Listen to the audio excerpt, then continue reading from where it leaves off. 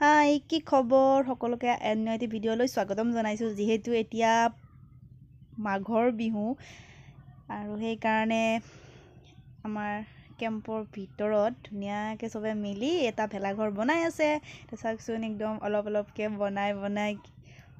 কিবা এটা ভাল লাগে ঘৰৰ পৰা দূৰত আছোঁ যদিও এটা নিজৰ বাপতি সাহোন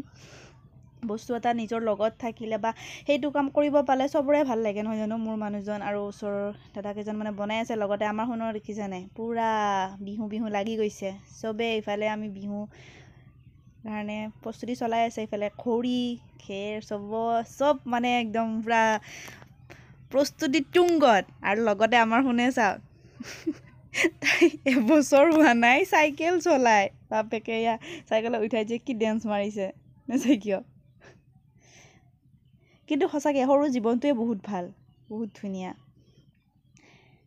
বাপেকে ভেলাঘৰো বনাই আছে আৰু লগতে জীয়েকক চাইকেল লৈ আছে মাকে ভিডিঅ' কৰি আছে আৰু এইটো আমাৰ ওচৰৰে পোৱালি একে নিচিনা দেখিব তাত অকণমান ডাঙৰ সেইটো এয়া পৰি গ'ল